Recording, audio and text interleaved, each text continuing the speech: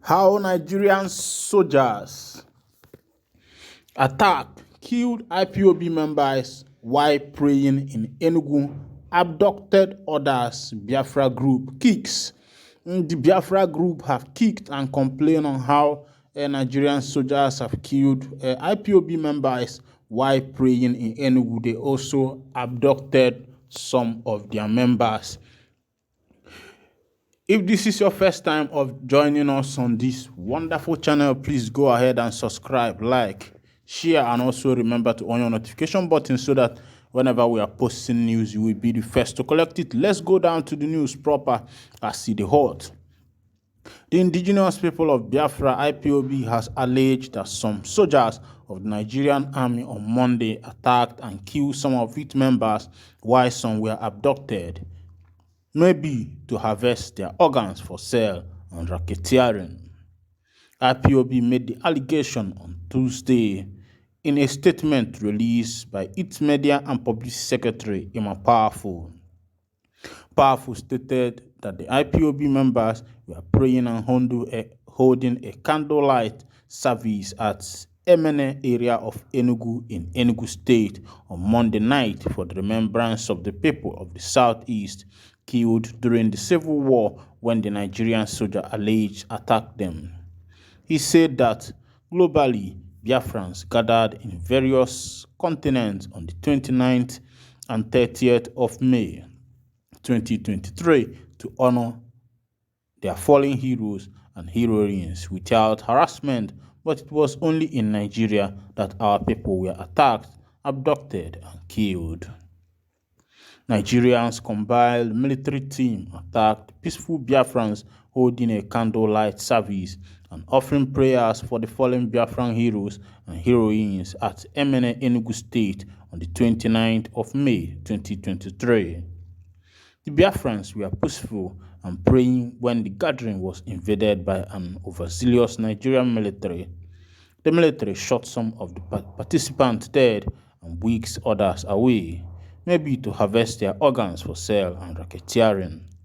IPOB added in the statement that we want the Nigerian government and her security agencies to tell us when it has become a crime to remember and honor the dead. We are reminding the new governor of Enugu State, Dr. Peter Mba, to shine his eyes so that the Nigerian government, through his political enemies, will not turn the peaceful state of Enugu into a theater of crises. If he allows the enemies to use him against IPOB, then we will make Enugu State tough for him to govern. He must ask those comprised security agents to release the abducted Biafrans or take them to court if they have committed a crime. More so, they should release the corpses of those they murdered to the families for burial. We shall no longer tolerate the senseless wasting of our lives as if we are ants. Those who killed by sword shall be killed by the sword. Enugu State Governor Dr. Peter Mba, you must stand up now and never allow yourself to be used against the indigenous people of Biafra. Those who made the IPOB their enemies face the consequences. IPOB is the people, and the people are the IPOB. We remain peaceful and ready to support any responsible governor who openly or covertly shares in our vision and is ready to work for our people, not work for the Sokoto Caliphate and Abuja terrorist government. Well, my people, now don't see as Idehala, the indigenous people of Biafra has cried out that on 29th of May and 30th, when there was observation of commemoration for the fallen heroes, those who fell between the 1967 to 1970. Of course, on the 29th of May was the candle night, where a candle night was held for these fallen heroes, and on 30th was prayers, where prayers was held for the fallen heroes. Of course, this thing was to remember those who passed on during the 1967 to 1970 Civil War.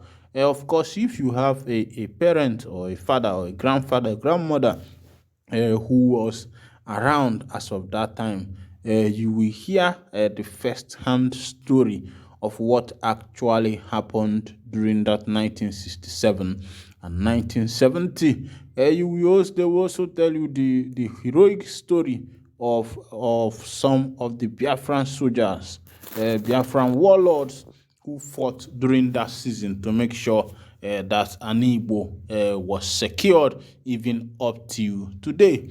As at that time, according to the history, the food supply of the people was cut off.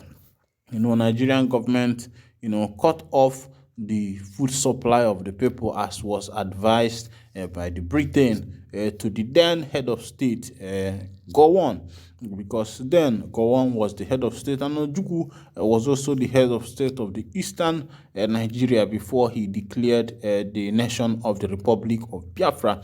And it was said that there was no ammunition for the Biafrans, but because the Igbos were very intelligent, those of the professors who are in the chemical engineering and engineering sector in Nigerian University in Soka, they came up with ideas. They come up with interesting ideas on ways to manufacture, weapon. Obunigwe. If you are familiar with this history, you must have heard about Obunigwe bucket. Some call it bucket Ojukwu. Other people call it Obunigwe. And these engineers started manufacturing this Obunigwe and the rest of them.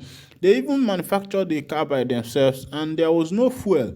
They started making fuel from other products, like I heard that they made fuel from coconut and the rest of them.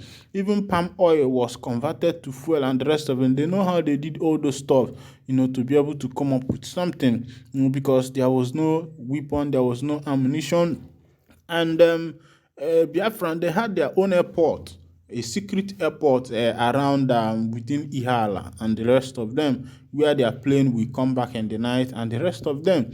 And then the late Chinua Achebe was the envoy to the Biafrans, who was going from nation to nation, soliciting with the other nations to seek for support, to support the Biafrans and the struggle. Of course, that time it was a tough time.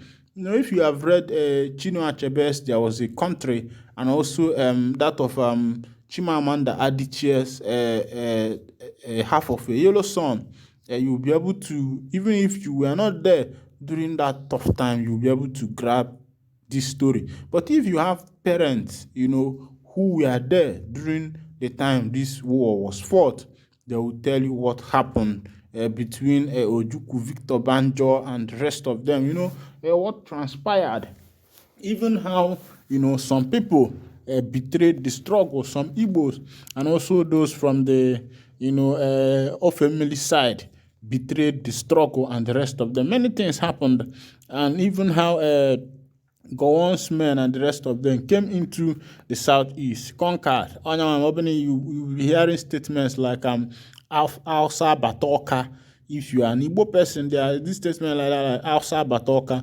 That was when the Alsa soldiers entered Oka and did many things over there. Of course, there are still people who are living up to this day, who can tell you a first-hand story of what transpired between 1967 to 1970. Of course, it is not that far. It's just barely 50 years after that stuff took place. So you can go and verify.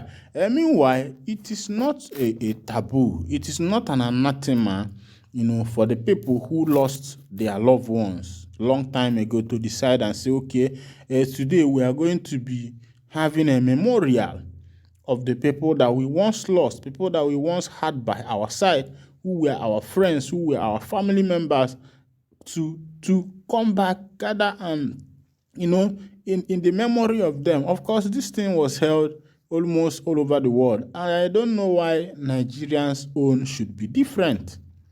Nigeria should understand that we are in a democratic state.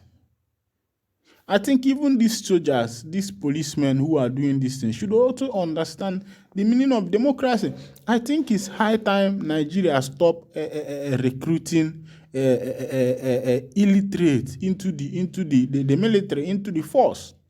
Because had it been that these people passed through school, understood, what is democracy, understood what life is all about, the meaning of life, they wouldn't be, wasting the life of people anyhow. But because some of them never passed through school, just because they have their relatives are outside and the rest of them, they will just carry all of them and put there. The only thing they understand is command, shoot. Oh, that's all. I think it's high time Nigeria will start. Before you become a recruit, at least you must have WAEC, at least, or you must have even a NCE, or maybe diploma or BSc.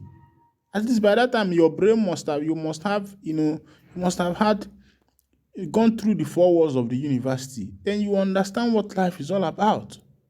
Meanwhile, I'll be drawing down the curtain here. If this is your first time of joining us on this wonderful channel, please don't forget to like, comment, share, and also subscribe to our channel. Also remember to on your notification button so that whenever we are posting news, you'll be the first to collect it. Thank you for listening. God bless you.